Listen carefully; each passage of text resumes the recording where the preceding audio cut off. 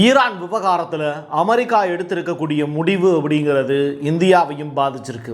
எப்படின்னு கேட்குறீங்களா? சிலிண்டருடைய ரேட் அப்படிங்கிறது 993 ரூபாய் உயர்ந்திருக்கு. இதுக்கு காரணம் மறுபடியும் ஈரான் மீது அமெரிக்கா போர் தொடுக்க போகிறது அப்படிங்கிற அச்சத்தின் காரணமாக தான். பங்குச்சந்தை மட்டுமல்ல, கச்சா எண்ணெயினுடைய ரேட்டும் டபுள் மடங்காக உயரப்போகுது. என்ன நடந்துகிட்டு இருக்கு ஒட்டுமொத்த உலகத்திலையும்?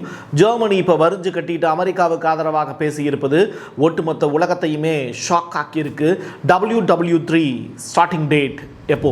வாங்க பார்க்கலாம் உறவுகளே. இது பிரசாத் சிக்னேச்சர். உங்களுடைய தொழில் சம்பந்தமான விளம்பரங்களை நமது சேனலில் ஒளிபரப்ப உங்களுக்கான அருமையான வாய்ப்பு. Prasad signature media broadcasting private limited. நீங்க நியூஸ் ரீடரா மாறணுமா? கண்டென்ட் கிரியேட்டரா உருவாகணுமா? சேட்டலைட் சேனல்ல ரிப்போர்ட்டரா வேலை பார்க்கணுமா? டாக்குமெண்ட்ரி மேக்கிங்ல இருந்து ஜேர்னலிசம் பற்றிய முழுமையான பயிற்சி பெற உங்களுக்கான அருமையான வாய்ப்பு. எங்களை தேடி வாங்க. ஆன்லைன் மற்றும் நேரடி பயிற்சி வகுப்புகளும் சர்டிபிகேட் கோர்ஸாவே கத்துத்தரும். மீடியா துறையில் 10 ஆண்டுகளுக்கு மேல அனுபவம் உள்ளவர்கள் பயிற்சி கொடுப்பார்கள். வாய்ஸ் ஓவர் தொடங்கி வாய்ஸ்லெஸ் பீப்புளுக்காக உங்களை சிறந்த ஜேர்னலிஸ்டா உருவாக்க வேண்டியது எங்களோட பொறுப்பு. ஸ்கூல்ஸ் அண்ட் காலேஜஸ்ல ஜூனியர் ஜேர்னலிஸ்ட்ங்கிற பேர்ல ஒர்க் ஷாப்பும் கண்டக்ட் பண்ணி கொடுக்கிறோம். மோட்டிவேஷனல் ஸ்பீக்கரா கடந்த 15 ஆண்டுகளா கல்வி நிறுவனங்களுக்கு நிகழ்ச்சிகளும் நடத்தி தரோம். தொடர்புக்கு 9944790333 94493594 prasadsignature@gmail.com. ஜெர்மனி, இட்டாலி, ஸ்பெயின் இந்த 3 நாடுகளில் இருக்கக்கூடிய அமெரிக்க படைகளை நான் ஏன் திரும்பி எடுத்துக்கக்கூடாது? இவங்களுக்கு இதுக்கு நான் பாதுகாப்பு கொடுக்கணும். நாட்டோ நாடுகள் எங்களுக்கு அப்படி என்ன உதவி செஞ்சாங்க?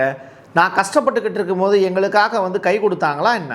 தனியாக தானே போராட விட்டாங்க. அவங்களுடைய உதவி எனக்கு தேவை அப்படிங்கிறது நான் சொல்ல வரலை. ஆனால் எனக்கு உதவி தேவைப்பட்டப்போ அவங்க வர்றாங்களா இல்லையாங்கிறத நான் செக் பண்ணேன்.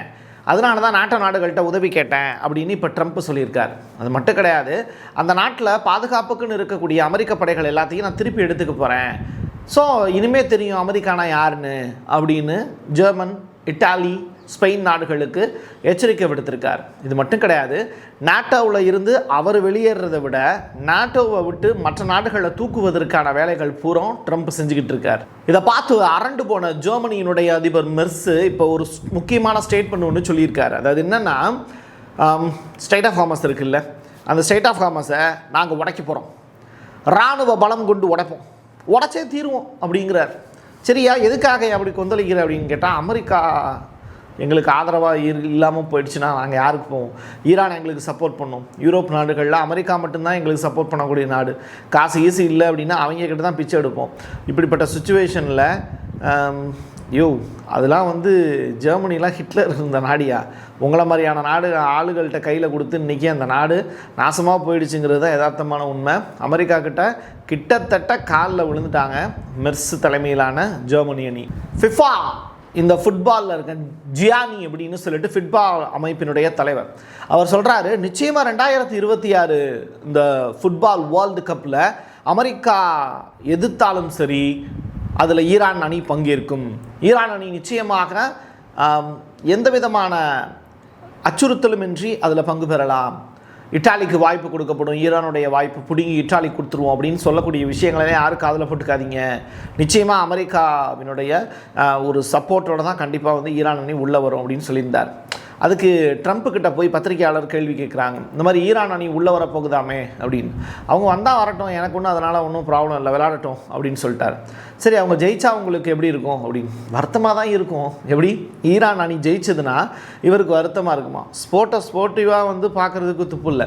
ஆனால் அதை வைத்து அரசியல் செய்து இன்றைக்கி ஒரு பெரிய மாற்றங்களை கொண்டு வரணும் அப்படின்னு ட்ரம்ப் நினைக்கிறாரு. ரெண்டாவது, அந்த ஃபிஃபா வேர்ல்டு கப் டீம் தான் அவருக்கு நோபல் பரிசுக்கான அங்கீகாரம் கிடைக்கலன்னு சொல்லிட்டு அவருக்குன்னு சொல்லிட்டு அமைதிக்கான ஒரு பரிசெல்லாம் கொடுத்து கௌரவிச்சாங்க. அதெல்லாம் இவரே கேட்டு வாங்கினது தான், வேற என்ன. ஆப்ரேஷன் எபிக் ஃபியூரி இது நிப்பாட்ட போகிறோம் அப்படின்னு யூஎஸ் காங்கிரஸுக்கு ஒரு புறம் ட்ரம்ப் சொல்கிறார். இன்னொரு புறம் சென்காம் படையை ரெடியாக இருங்க, எப்போனாலும் ஈரான் மீது அட்டாக் நடத்தலாம் அப்படிங்கிறதையும் எச்சரிக்கை கொடுக்குறாரு. ஒரு புறம் யூஎஸ் காங்கிரஸுக்கு தண்ணி காட்டுறாரு, இன்னொரு புறம் சென்காம் படையை வச்சு ஒரு குறுகிய கால அட்டாக் ஈரான் மேலே நடத்தி மிச்ச மீதி இருக்கக்கூடிய இடங்களை கைப்பற்றுவதற்கான வேலையை அவர் செய்ய தொடங்கியிருக்கார். அந்த மிச்ச மீதி இருக்கக்கூடிய இடங்கள் கார்க்கு, ஸ்டேட் ஆஃப் ஹார்மஸ் உள்ளிட்ட இடங்களை தாண்டி தரைப்படைக்கும் அவங்க திட்டமிடலாம் அப்படின்னு. இது தொடர்பாக என்னென்ன வழிகள்லாம் இருக்குங்கிறத ஏற்கனவே நான் உங்களுக்கு வீடியோவில் சொல்லியிருந்தேன். இப்படிப்பட்ட சுச்சுவேஷனில் சென்காம் ஒரு முக்கியமான அனௌன்ஸ்மெண்ட் கொடுக்க போகிறாங்க. ஏற்கனவே அதில் இருக்கக்கூடிய படை வீரர்கள் விலகிட்டு ஒரு யாருக்கிட்ட போய் இன்றைக்கி அமெரிக்க மக்கள் தன்னுடைய அதிகாரத்தை கொடுத்துருக்காங்க அப்படிங்கிறது நினைக்கும் போது வருத்தமாக இருக்குங்கிறத பதிவு செஞ்சுட்டு தன்னுடைய ரிசைன் லெட்டரை கொடுத்துட்டு போயிட்டே இருக்காங்க. இதுவும் நடந்துக்கிட்டே இருக்குது. எத்திகாட் அப்படின்னு சொல்லிட்டு ஒரு ஏர்லைன்ஸ், அதில் வேலை பார்க்கக்கூடிய 15க்கும் மேற்பட்ட பாகிஸ்தானிய விமானிகள், அவங்களுக்கு 48 மணி நேரம் டைம் கொடுத்து இப்போது யுஏஇ அரசு ஒரு உத்தரவு பிறப்பிச்சிருக்கு. சரி, எதுவும் தப்பு பண்ணிட்டாங்களா அவங்களுக்கு அப்படின்னு கேட்டால் இல்லை, எமிரேட்ஸில் பாகிஸ்தானை சேர்ந்த விமானிகள் யாரும் பணியாற்ற வேண்டாம், தயவு செய்து அந்த ஏர்லைன்ஸை விட்டு கிளம்பி ஓடிடுங்க, அதுவும் 48 மணி நேரத்துக்குள்ளே இதெல்லாம் நடந்தாகணும்னு சொல்லிட்டு ட்ராவல் பண்ணுறவங்களுக்கு முதற்கொண்டு அனௌன்ஸ்மெண்ட் கொடுத்துருக்காங்க. ஸோ இது ரொம்ப ரொம்ப அத்துமீறிய செயல். ஒரு நாட்டு பிடிச்சிருக்கு அப்படிங்கும்போது அவங்களுக்கு வாரி வாரி கொடுக்குறதும், பிடிக்கலை அப்படின்னா தகுதியான வேலையாட்களை அந்த நாட்டிலேருந்து உடனடியாக வெளியேற்றுறது, குடியுரிமையை பறிக்கிறது, இப்படிப்பட்ட விஷயங்களை எல்லாத்தையுமே எமிரேட்ஸ் செஞ்சுக்கிட்டே இருக்காங்க. தொடர்ச்சியாக பாகிஸ்தான் அரசு ஈரானுக்கு முழுவதுமாக அந்த 6 வழிகளை திறந்து விட்டது முதற்கொண்டு சவுதி அரேபியாவுக்கு உதவி செய்து அப்படிங்கிற அந்த மாதிரியான விஷயங்களையும் மையப்படுத்தி தான் இப்போ யுஏஇ பாகிஸ்தானுக்கு அகெயின்ஸ்டாக இந்த விமானிகளை சித்திரவதை பண்ணுறாங்க. ஈரான் இப்போது டைரக்டாக யூஎன்ட்ட ஒரு அறிக்கை ஒன்று கொடுத்துருக்காங்க. அதாவது ஐக்கிய நாடுகள் சபையில் எங்களுக்கு 6 நாடுகள் இழப்பீடு தரணும். 1 சவுதி அரேபியா, 2வது ஐக்கிய அரபு எமிரகம், 3வது குவைத்து, 4வது கத்தார், 5வது பக்ரைன், 6வது ஜோர்டான். இந்த 6 நாடுகளும் எங்களுக்கு இழப்பீடு தரணும். ஏன்னா இவங்களுடைய துணையோடு தான் எங்கள் மேலே, ஈரான் மேலே அமெரிக்கா அட்டாக் நடத்தினாங்க. அப்போ இவங்களுடைய ஏர்பேஸை பயன்படுத்துறதுக்கு, வான்வெளி தளத்தை பயன்படுத்துறதுக்கு இவங்க அனுமதி கொடுத்தது தப்பு அப்படின்னு இப்போ ஈரான் சைடில் இருந்து ஐக்கிய நாடுகள் சபைக்கு ஒரு அறிக்கையும் போயிட்டுருக்கு, லெட்டரும் போயிருக்கு. ஐயா, சிலிண்டருக்கு மோடி அவர்களே, மேற்கு வங்க தேர்தல் முடிஞ்சிருச்சு, தமிழ்நாட்டில் தேர்தல் முடிஞ்சிருச்சு, உங்களுடைய கூட்டணி வெற்றி பெறும், மேற்கு வங்கத்தில் பெரிய அளவிலான கலவரங்களை கட்டவிழ்த்து விட்டீர்கள், சிஆர்பிஎஃப் அதிகாரிகளை வைத்து பொதுமக்களை அட்டாக் பண்ணாங்க, ஓட்டு போடுவதற்குன்னு சொல்லிட்டு அங்கே வரக்கூடிய இளைஞர்கள் எல்லாத்தையுமே தடுத்து நிறுத்தி சிஆர்பிஎஃப் வீரர்களே அடித்து துரத்திய காட்சிகள் அரங்கேறிச்சு. பதிலுக்கு பாஜகவினுடைய வேட்பாளர்களை மக்கள் துரத்தி எடுத்த காட்சிகளையும் பார்த்தோம். இது எல்லாத்தையும் தாண்டி மோடி கவர்மெண்ட் எலெக்ஷன் முடிஞ்சதற்கு பிறகு ஒரு உழைப்பாளர்கள் தினத்தன்று இந்த நாட்டு மக்களுக்கு கொடுத்திருக்கக்கூடிய அனௌன்ஸ்மெண்ட் என்ன தெரியுமா? அதுவும் உழைப்பாளிகளுக்கு கொடுத்திருக்கக்கூடிய தண்டனை என்ன தெரியுமா? வணிக சிலிண்டர்கள் 19 கிலோ இருக்கக்கூடிய வணிக சிலிண்டரு உடைய ரேட்டை உடனடியாக இதுவரைக்கும் இந்தியாவினுடைய சுதந்திர வரலாற்றில் 993 ரூபாய் ஒரே நாளில் உயர்த்திய அரசு இவங்க மட்டும்தான். ஏற்கனவே 500 ரூபாய் 1000 ரூபாய் செல்லாதுன்னு ஒரு அனௌன்ஸ்மெண்ட்டை கொடுத்து ஏடிஎம்மை நோக்கி நம்மளை ஓட வச்சார்.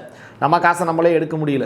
இப்போது 993 ரூபா ரேட்டை இன்க்ரீஸ் பண்ணி ஹோட்டல் உரிமையாளர்களுக்கு எல்லாத்தையும் ஷாக் கொடுத்துருக்காரு. இப்போ அவங்க என்ன பண்ணுவாங்க? டீ ரேட்டை 30 ரூபாய்க்கு ஏற்றிடுவாங்க. ஒரு தோசையினுடைய ரேட்டு 20 ரூபாய்க்கு விற்கிதுன்னா அதை 40 ரூபாய்க்கு ஏற்றுவாங்க. ஒரு இட்லி நம்மளால் சாப்பிடவே முடியாது, நம்ம குழந்தைகளுக்கு கொடுக்கவே முடியாது. இப்படிப்பட்ட சுச்சுவேஷனுக்கு தள்ளிட்டாங்க. அது மட்டும் கிடையாது, தொடர்ச்சியாக இந்தியாவில் இருக்கக்கூடிய ஒரு மாநிலத்தில், மிக முக்கியமான மாநிலத்தில், ஒரு அம்மாவும் ஒரு குழந்தையும் போட்டில் சுதந்திரமாக போகும்போது அவங்க லைஃப் ஜாக்கெட் இருந்தால் கூட அவங்க சுற்றுலா படகு கவிழ்ந்து உயிரிழந்த நிகழ்வு அப்படிங்கிறது இதே இந்திய நாட்டில் தான் நடந்திருக்கு. எந்த விதமான பாதுகாப்பு இந்திய அரசு இந்த மக்களுக்கு கொடுக்கவே இல்லை. ஒரு தாயும் சேயும் இறந்ததற்கு இந்திய அரசு தான் பொறுப்பேற்கணும் அப்படிங்கிறதையும் இந்த இடத்துல நம்ம சொல்ல வேண்டியது இருக்குது. தொடர்ச்சியாக வணிக சிலிண்டர் மட்டுமல்ல, அடுத்தடுத்து பெரிய பெரிய அபாயங்கள் அப்படிங்கிறது இந்த ஈரானுக்கும் அமெரிக்காவுக்கும் இடையில் நடக்கக்கூடிய போரால் இந்திய மக்கள் சந்திக்க போகிறாங்க. ஒரு பெரிய விலையேற்றம். இது 3வது உலக போரில் தான் நம்ம வாழ்ந்துக்கிட்டு இருக்கோங்கிறத புரிஞ்சுக்கிறதுக்கே இன்னும் 10 ஆண்டுகள் ஆகும். என் கையெழுத்தின் மக்களுக்கானது உறவுகள் மீண்டும் ஒரு பதிவில் சந்திக்கலாம். நன்றி, வணக்கம். Prasad signature media broadcasting private limited. நீங்க நியூஸ் ரீடரா மாறணுமா? கண்டென்ட் கிரியேட்டரா உருவாகணுமா? சேட்டலைட் சேனல்ல ரிப்போர்ட்டரா வேலை பார்க்கணுமா?